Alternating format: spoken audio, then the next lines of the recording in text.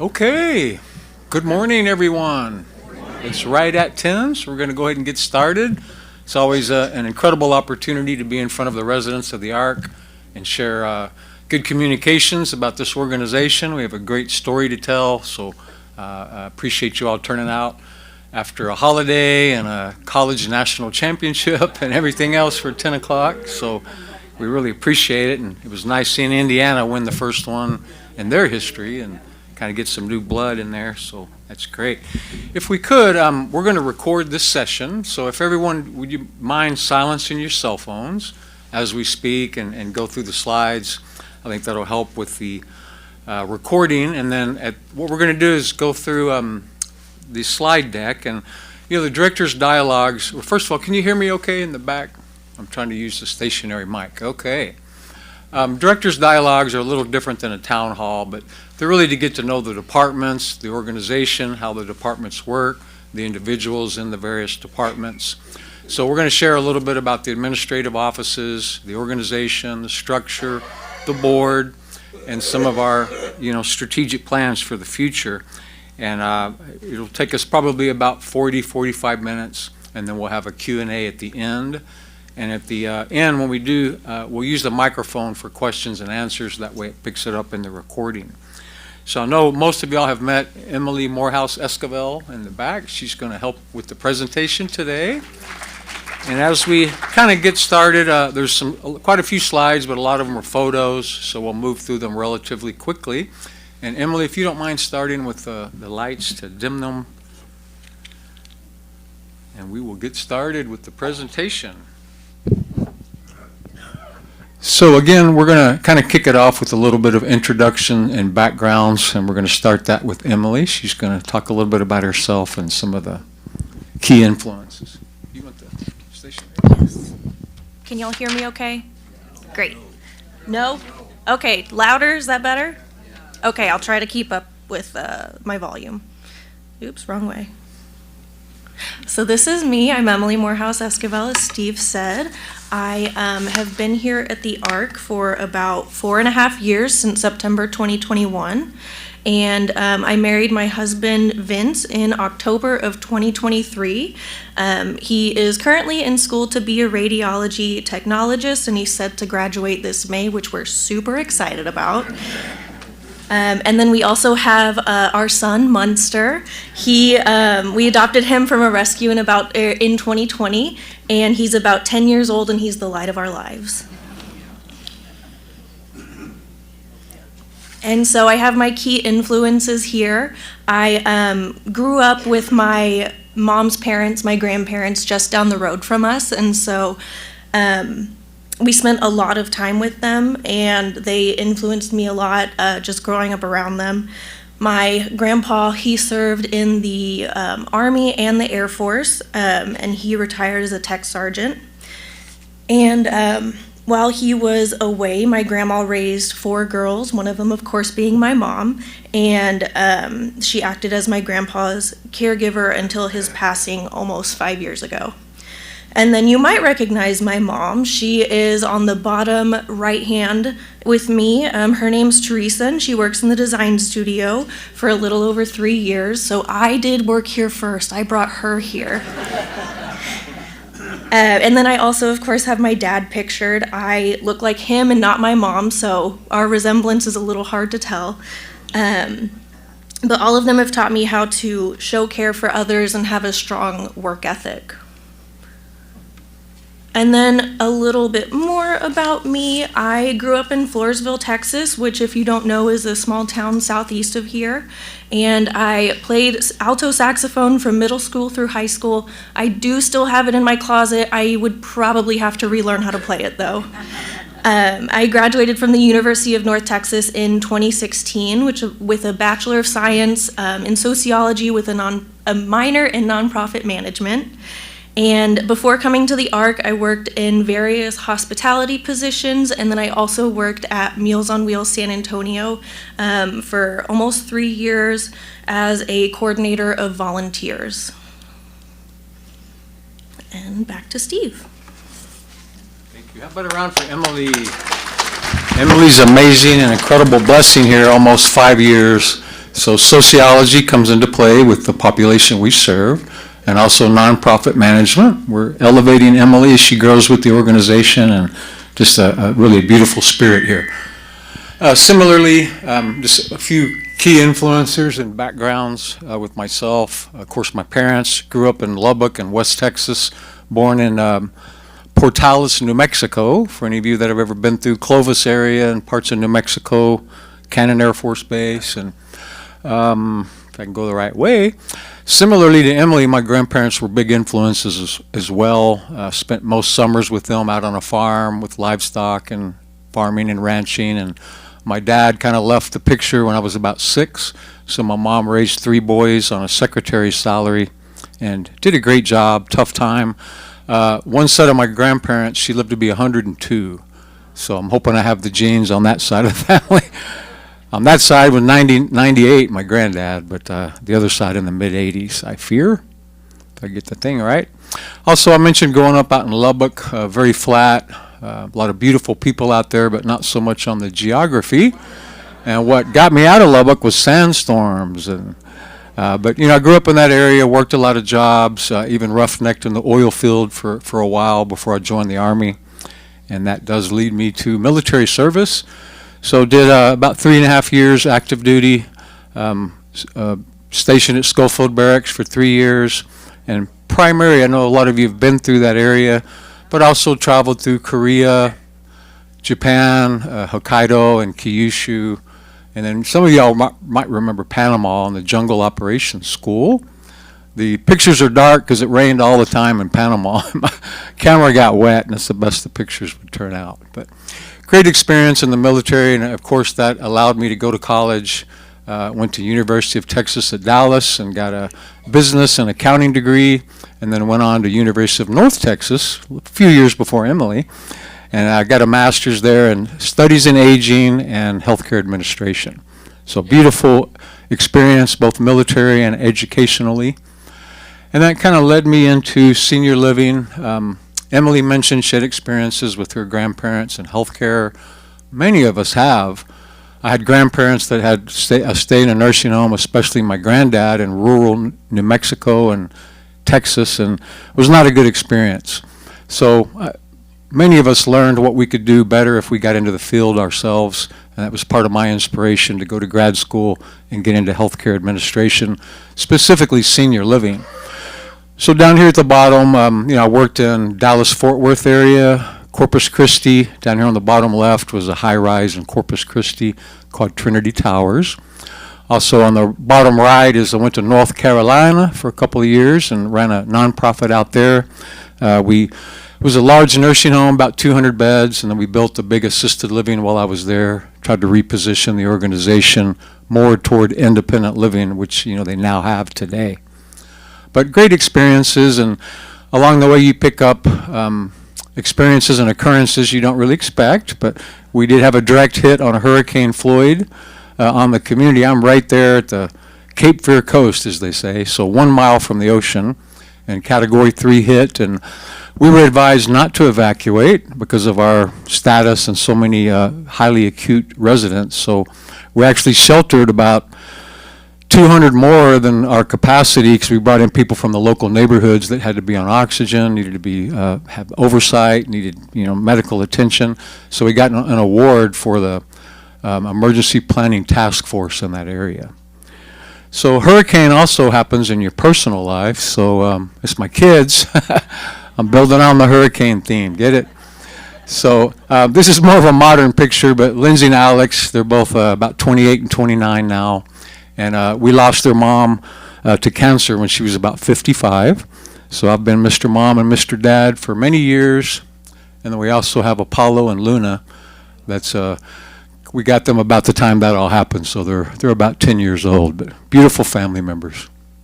So back to career. That as I was transitioning North Carolina to here, we had our children, but did have the opportunity to work at Incarnate Word for about 17 and a half years. That ministry started about 1869. The nuns settled here, started colleges, hospitals, orphanages, and then eventually they tore down their mother house and they built a retirement center in about 86 because they knew there weren't enough nuns to be viable in the long term. So they built a retirement center and invited lay people to live with them. And that's about the time I joined. So I was there 17 years, and we had a lot of Catholic nuns. We had about 40 to 60% lay people, over the time I had served there. But a great opportunity. I learned a lot from them, and I do feel that I'm a much better person having served there for the time that I did. But every place has its challenges. Incarnate Word Convent, when you drive in, you see that as one of the first. Oops, don't get to my joke yet. You also see, look at the cemetery up there on the top. When you drive in the main entrance, the first thing you see is a cemetery. How about that for marketing, right? Uh-oh, my joke's getting ahead of me. But I'll go ahead and jump to it. I did learn some humor from the nuns. This is Sister Mary Merlot.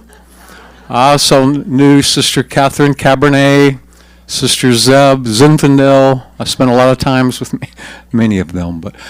And then they always worry about what are you going to wear tomorrow. So they're wearing their habits. But, great place, a lot of interesting people. Learned a heck of a lot there.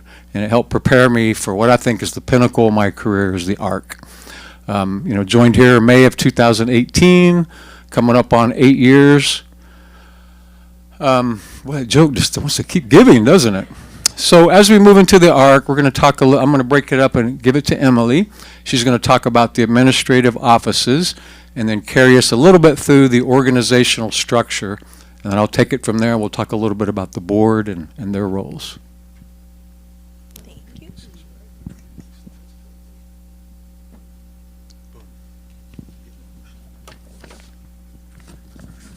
Hello, I'm back. So the executive office is, of course, Steve and then me as high-level support.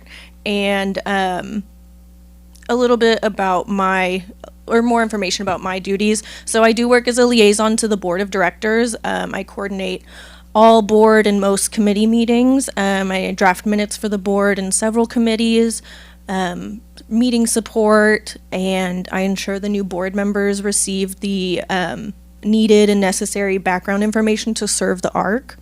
And then I also, under the development manager portion, I work with donor recognition, stewardship, and database management. So that includes writing acknowledgement letters, helping existing or potential donors with questions and concerns, and ensure all gift information is up to date. And we always, of course, make sure that gifts are used as donors intend. And if we're not sure, we ask.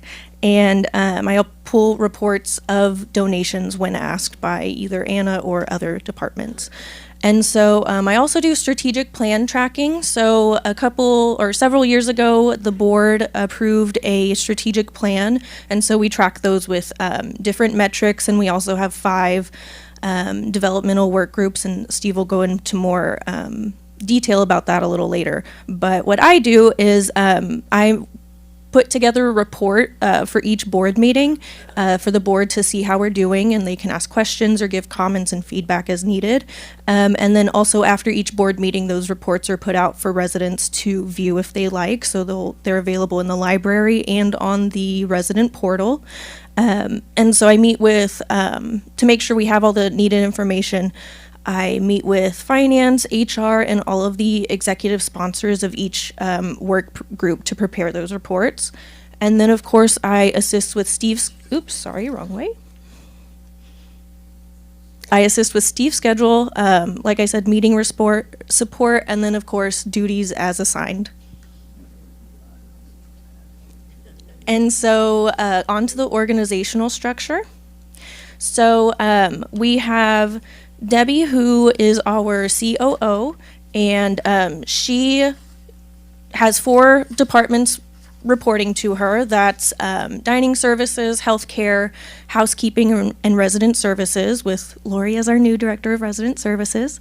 And then Gordon has IT reporting to him, and then Steve has 5 departments reporting to him. That's building development or the design studio, human resources, facilities, marketing, and development. And then ultimately Steve reports to the board of directors.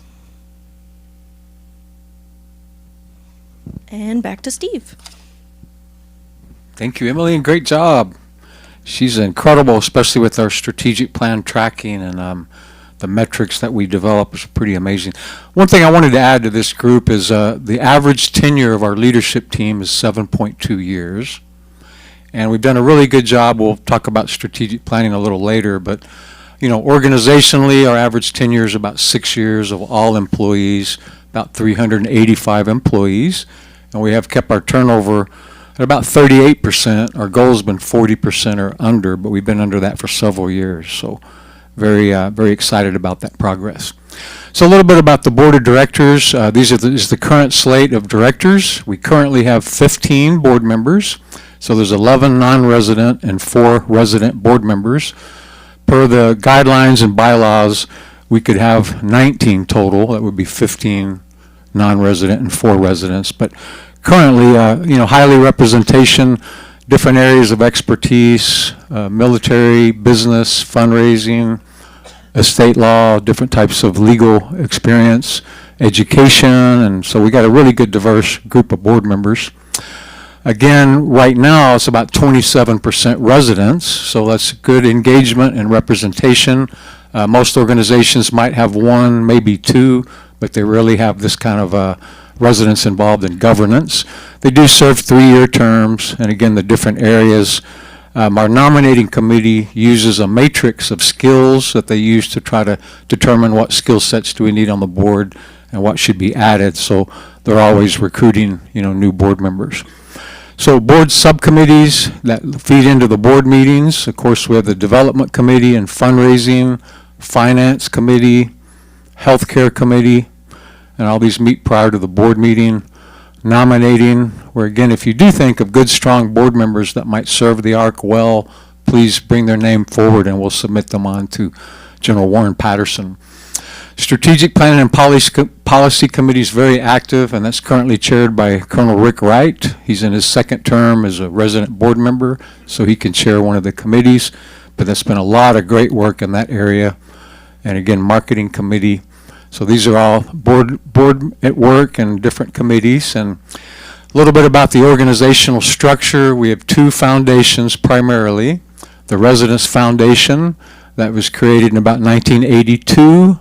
But it really employs the staff, collects the maintenance fees, hold the licenses for healthcare and assisted living, really the operations side. And then a supporting foundation was created in about 2003, and it holds the land and the facilities and holds the majority of the assets. And that came out of a period of time where there was a lot of efforts around tort reform and protecting assets and things like that. So now I'm just going to spend a little time on some senior living trends, what's going on in the industry, kind of looking at down the horizon, what's coming not only at the industry but also to the ARC. So I like to start with this. Times do change, and you look at some of the old advice. More doctors smoke Camels than any other cigarette. And how early should you start cola? I mean, we've all seen different trends and fads, but this is one really about senior living, and it's not new, and most of you know this, but it's really a repositioned business model over numerous years. On the left used to be the historic foundation with skilled nursing, big nursing home, and then everything else built on top of that. Assisted living, memory care, independent living. But now that whole foundation is shifted to where independent living is the big enchilada in case mix and levels of care.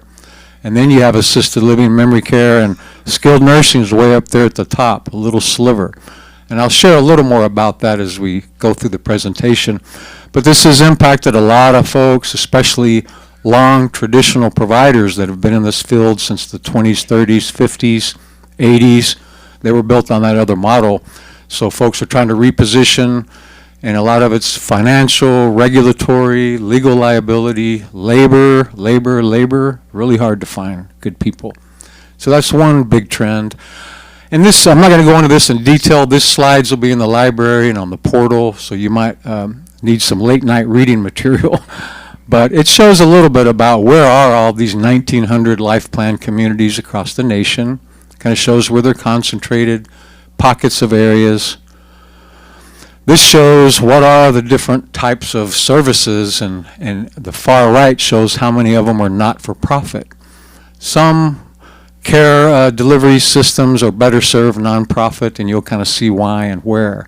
But Life Plan Communities, 1,900 of them, most are not-for-profit. A lot of barriers to entry and costs as far as development, so a lot of times for-profits want to purchase something instead of building it. It's usually what happens. Takes a long time, but adult daycare, affordable housing, nursing homes, home health, all throughout, that kind of shows how many of them there are and the sponsorship. Now looking at this, a lot of trends driving aging services, aging in place. We hear about that a lot, not only here, but people out in their community. Let me get back to that. They want to stay home, live at home, bring in services, use technology. The silver tsunami, the age wave, the baby boomers are here, and there are a lot of great demographics in senior living. Economic security, we've seen that here over the years, housing markets, stock market, ups and downs, business cycles that are feast or famine. Unfortunately, Alzheimer's, dementia, all types of memory impairment are really on the rise, and we're seeing that throughout the country. So what does that mean for organizations and the way you respond? I talked about labor, but just healthcare professionals at all levels, doctors, nurses, CNAs, dietitians, dining staff. It's extremely hard to find people and find good people, and that's an area we've really been doing well in compared to the industry. Technology, smart homes, we're seeing that. We see it all the time in our personal lives, but also organizationally. How do we respond? And technology gets expensive, so you really have to balance that. New models of care. This isn't always appropriate for some places, but some organizations say you're in a urban density area and it's high income. You can do what's called a village concept, where people pay an entrance fee and they pay a monthly fee, but they live at home, and you do these services in a 10-mile radius. That works in some places, but it doesn't work in others, depending on your neighborhoods and your market and that type of thing. Diversification, folks are looking at how to diversify your products, your services, what all can you offer, and that's why we've moved a little bit toward multiple contract options, rentals, life steps. Those are just some examples. And then the very bottom one, consolidation, selling, getting bought, partnering. A lot of that's happening throughout the industry as well. A little more, a lot of for-profit competition. The last 20 years, they've really come in aggressively. Freestanding assisted livings, freestanding independent livings. They're trying to siphon off a lot of the market. They've also bought struggling not-for-profits. So that's challenging, as is the cost of technology keeps increasing, and a lot of uncertainty about skilled nursing. And we saw where about 600 nursing homes closed after the pandemic happened. 71 were sold, and almost half have downsized or in the process of downsizing their nursing homes. Just think about that for a second. In the entire United States, half of them are downsizing or eliminating. And we've seen that in San Antonio, Morningside, Blue Skies, they both downsized, reduced. Bella Vita doesn't have a nursing home, and they're building brand new. So I think it's important that we've embraced ours, and we're in this for the long term, and there's a place for health care. Most of us realize it's a needed service, and we're going to do it, and we're going to do it darn good. And we're going to stay in the game because we think it's important from a mission standpoint and as part of a life plan community. So down there, a lot of providers are rotating more toward independent living centric. Long time ago, it used to be one healthcare for every 4 independent living units was a good mix. But those are all over the place now. Most places are building more independent living and much less healthcare because of the regulations, the risk, the labor, and sometimes the reimbursements. Pretty difficult. So successful organizations are planning. We can't put our head in the sand and think none of this is going to affect us, because it is and it does. So we're moving forward with those plans. A lot of different plans, which I'll touch on in a minute. And of course, the continued growth and impact of artificial intelligence. If you squint a little bit, you see a different picture of that. It's looks like Jesus on the cross. But when I found that, it looked like an island, but is it AI or is it a real island? So I'll leave that to you to think. But the impact of AI, artificial intelligence, it's going to be big in the future in different areas. So the main theme of my message today is continuing to serve. We all have that common bond of service to country and service above ourselves, and we're continuing to serve here at the ARC.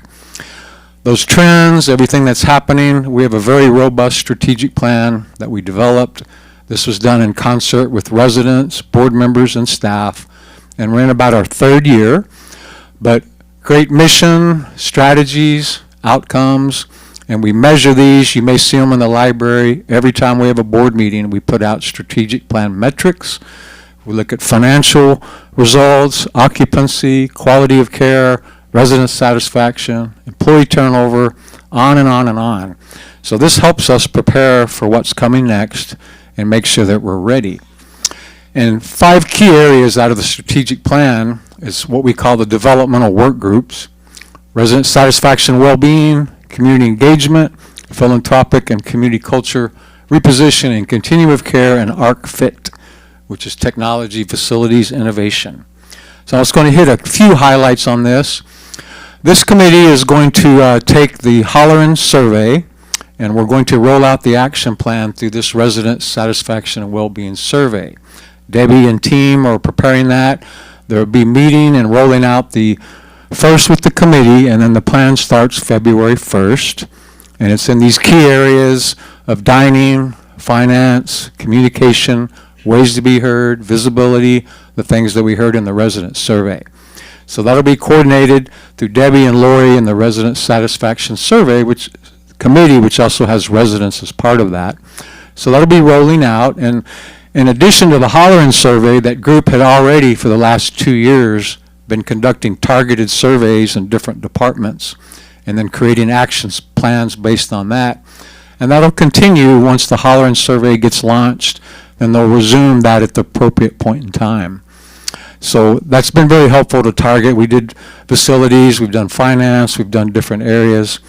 And then, of course, I don't lose the well-being part of this committee, but all the things we do in activities and lectures and the incredible amount of activities every month, carries programs and lectures and services and wellness programs. So I think we're really strong in this area. Looking at community engagement and philanthropy, I'm just putting up some high-level partnerships we've developed, but with educational institutions at different levels for dietitians, CNAs, nurses. We have some capstone programs for graduate students. Northeast Lakeview College opened up a new Veterans Center, and we attended the grand opening. We've been working with them as far as try to develop collaborative efforts for volunteerism, partnerships that we may do, internships, practicums here of some of their students, and for folks they're helping as they transition from military back to civilian life. And also the Army Residence Community performed the service medley when we had that grand opening. It was really cool seeing them all there. A few others, that's the grand opening, a lot of VIPs there, but it's going to be a really helpful center for folks transitioning off of active duty and getting back into the civilian workforce with education. And Northeast Independent School District trains certified nursing assistants. We've been partnering with them for quite some time, and we're able to hire them to join us at the ARC. Caring for the Caregiver through UTSA, and of course Carol Huebner's been a big part of this and our outreach, but they've done a great job in various areas of supporting the ARC and some of our caregiver initiatives and others.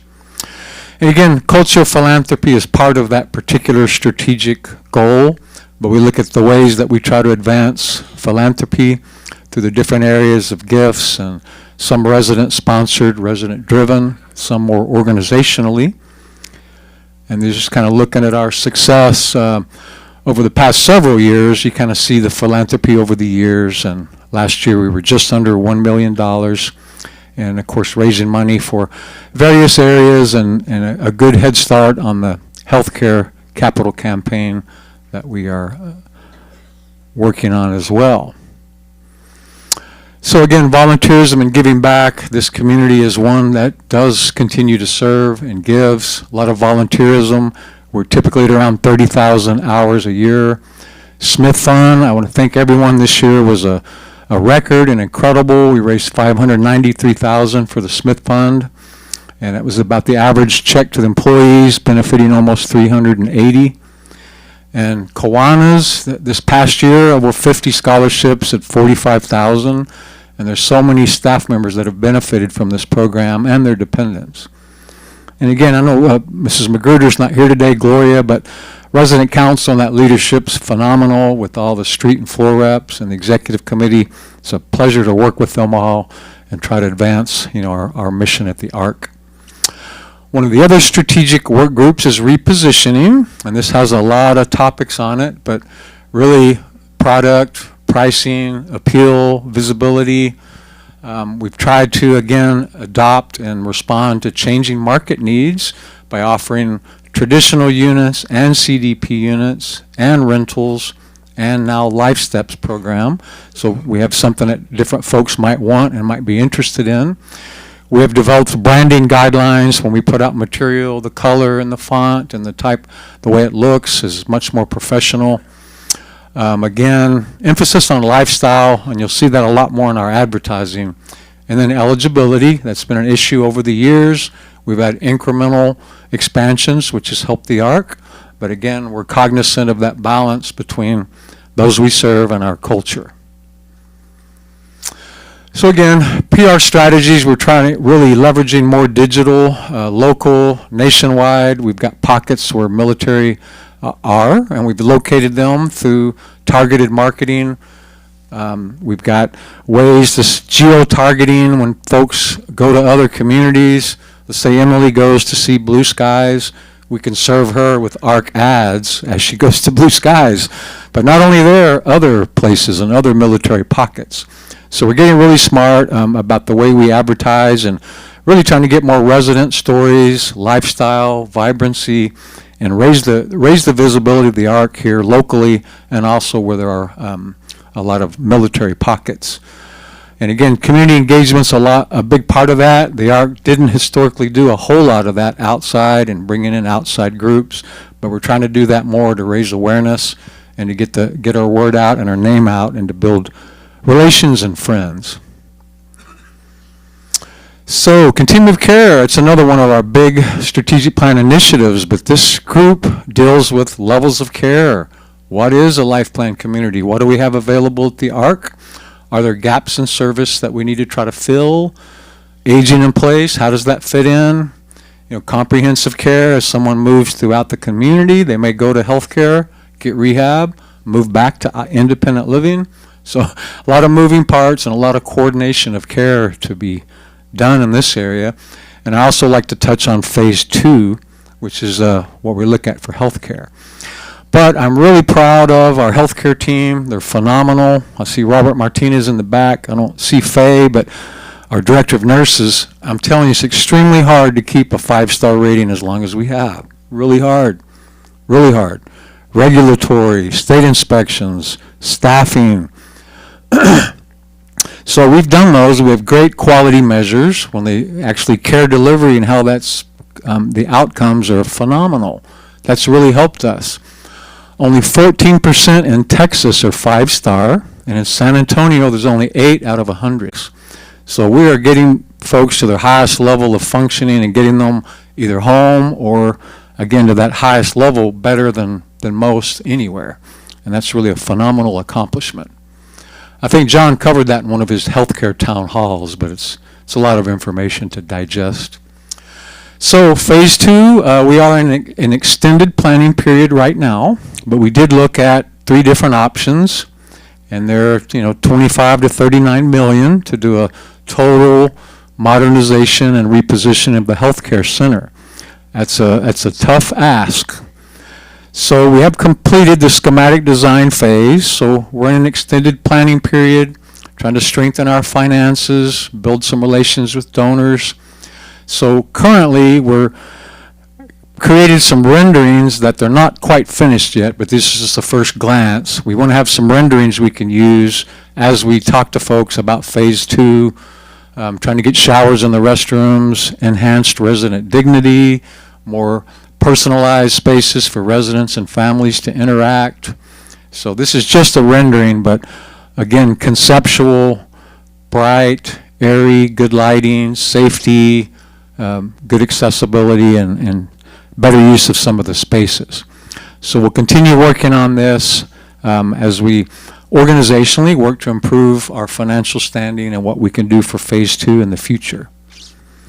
ArcFit is last but not least, but this is, technology, innovation, infrastructure, but these are some robots we looked at in the past. They're all over the place as far as their applications, but we may look at some for vacuuming and housekeeping. You can have some that run the entire room, and it's they don't call in sick. There are a few benefits to them. You do have to charge them, but a couple others. I'm really excited to promote this. We have worked hard not to have deferred maintenance here. Those of you that have been here a while, we had maintenance challenges back in the day. We've come a heck of a long way. Chillers, boilers, cooling towers, plumbing under the building, HVAC, hot water, you name it. But our average age of physical plant is now 8.4 years, and the industry is about 13. And some of our neighbors across the town is about 20. So that tells you, have you been really taking care of your infrastructure and your organization? So we have boilers, chillers, big investments, but we really want to make sure we're safe and we have a well-oiled infrastructure. This is the whole front gate project, new technology, safety, security, communications. And these are just a few pictures of accessibility. We're continuously improve walkways, make it safe and for residents and family members. More technology as far as electric vehicle charging stations. We continue to look at that and how to best serve that in the future. Just ongoing technology improvements. The big Spectrum upgrade, that took a lot of time and effort on everybody's part. And again, future, this is a dining robot on the left that takes trays back and forth. Typically it's back of the house type of things, bring out drinks or sundry items or utensils. And then of course, if I've been to Austin lately, the driverless cars, so they're all over the town there. They're doing a pilot there, but we may have to paint that arc blue and have a driverless car here pretty soon, and we can name it. So I wanted to touch on a little. We had a challenging year last year, and everybody knows that. We had a tough year. We only had 22 entrance fees and 6 rentals. Very tough. Climate, election, whatever you want to call it, a lot of uncertainty out there. But we have bounced back. This year, as of last week, we were at 39 entrance fees committed, and the budget's 38 this year. So we're really doing well, and we still have several months to go. So the team's working super hard. We've been stuck at about 88%, 87, 88 for several years, and we have seen an uptick. This is just a quick occupancy snapshot. At December 31st, we're 89% in IL and 89% for the whole campus. Far right-hand side is year-to-date, and that's since July. So we're a little better than budget in IL, but down in the entire campus, we're above budget, and we have seen assisted living and healthcare occupancy rise, and that's helped us in several areas. But we're off to a really good start here. And then financially, this is just through November, but we're pretty well ahead of budget. We've worked really hard to control what we can as far as labor, expenses, some of the unit turnover costs. But we're doing pretty well this year, and of course our census budget kind of ramps up over the year, so it'll get a little more heavy as we get toward the latter part of the fiscal year. But it's just saying it's off to a really good start, and our days cash on hand should stay pretty stable throughout this fiscal year and end close to the 300 mark. So I am going to end on, really want to thank you. I love this photograph, and a lot of incredible kudos and thanks and appreciation to all the residents, Kiwanis, Smith Fund donors, resident council for what we're doing together. And I'm going to end on a couple of couple of initiatives we have. We all remember Alita. This is her 35th anniversary where we had the opportunity to celebrate her. We also kicked off a small campaign for the employee lounge in the close to where Alita's offices were. And as of last week, we're at about 32,000 toward that. It's still about accurate? Yeah. So we're going to conclude that campaign at the end of January and try to beautify the employee lounge and hopefully those restrooms next to it in honor of Alita and all the staff, because she really embodied the spirit of caring and continuing to care and continuing to serve. And so one other thing we launched that started January is the Alita Longoria Employee Spirit Program. So each month an employee is going to be nominated, and we have a recognition committee that will select one employee based on their performance, their customer service, ARC values, going above and beyond. And that employee will receive an award, will be recognized at our all-staff meeting, and that's coming up later this month. So they've chosen the first winner, but I can't announce it yet because we'll do that later in January. But it's just another attempt to keep that kind of loving, giving, caring spirit alive and well, here at the ARC. So I think that concludes. If we could, James, you mind hitting number 6? We'll get the lights back. I think that's most everything. So we'll have a Q&A right now. And then if you have a question, we'll use the microphone again. That way it gets recorded. And we'll go up if we need to until 11. But if we don't need the time, I can give the time back to you. So questions? I have a really simple question. Do we, as the residents, get to nominate the Employee of the Month? Not currently, but you could probably submit your input through any of the directors, because what's happened, the nominations are going through the directors and then they're submitting them to that committee. Okay. But please, if you have somebody, give it to Oh, any yeah, of the there's a lot of directors. great people here. There is. Other questions or compliments too? Take compliments, or Emily especially. I know it's a lot of information. Again, that'll be on the library and the portal, so you can look at it later.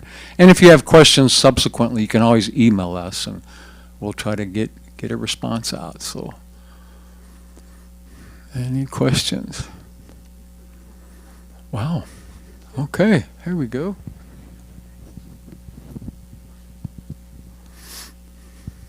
Thank you. I noticed on one of the charts that Alzheimer's and dementia is one of those factors that are kind of you're paying attention to.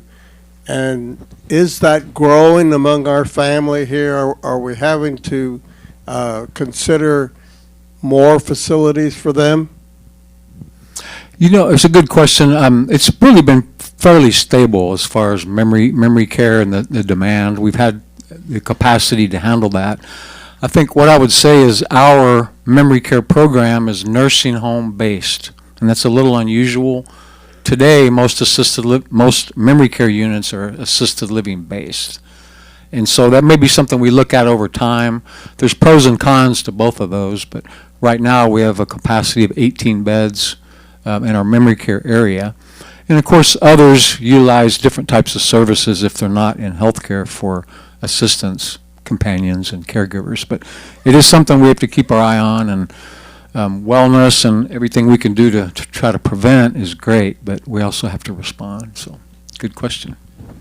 Yeah, Steve, when people ask me that are considering a CCRC situation, how did it go for me and what do you look for? I tell them a number of things specifically, but one of the things that I didn't look at and that as a lesson learned is you should really examine the financial viability of the place, because if they go bankrupt, so do you. And if you're not a forensic accountant, how do you tell? I mean, you could look at your financial statements and, lies and statistics. So what I tell them is, when you go to a place, look at the facility and see how well maintained it is. Are the sidewalks level? Does the place look nice? Does it look old? Does it look tired? Does it look fresh? Is there anything else that I should be telling them about the financial viability, once again, without being a forensic accountant? I think the fail-safe one is to always ask them to consult with their financial advisor. You know, most residents have one. But a lot of folks are very astute on their own, and oftentimes they'll ask to meet with me or with Gordon. There's been several that want to meet with the CFO, and we offer that routinely. You know, Emma reports, and just trying to reassure folks. But I think you're spot on. They should look at have a checklist, and that's one of the things they should really look at. Emma reports, their disclosure statements, annual audits, those kind of things. Yes, sir. Okay. Colonel McCall. We got one come back here. Yes. Steve, I appreciate the briefing. It was great. Okay. I'm having a tough time. I know I met with you on the new exchange of resident policy. And I think that what we need to do is have a separate session for the people that are affected by this, because I think there'd be a lot of questions. This is a policy that was put out on June of 2025, and I frankly hadn't seen it and didn't know anything about it. And to sign a new contract to move into a different place here at the Ark is a different thing that I had never considered myself. I have a contract with the Ark now, and I figured that contract was good forever. But I guess it isn't if I want to move into a better apartment, or one that's been done over. And I know you've distinguished between the two kinds of apartments. And so I feel like as we age, we must think about moving into the big building here. And when we do, we'd like to know just how that works. And this is really a new policy. Yeah, Colonel McCall's talking about the exchange of residences policy, and when we did the campus development plan, existing residents couldn't take a CDP unit unless you sign a new contract and pay a new entrance fee. That's because of the money put into those units, and we issued tax-exempt bonds, $40 million, saying we're going to sell these units at this price, and so we kind of had to follow the bond commitment. But also, it just doesn't work financially, and we were very open all during the town halls and the planning that the CDP units would be a new contract and a full entrance fee, and existing residents would have to do that. So didn't sit well, but that is what was communicated and has been communicated. And the policies we update every June. It's the start of the fiscal year. I ask all the directors to review their policies and update them and revise them. So we can have another session on that at the appropriate time and get marketing and resident services involved and do some more resident education.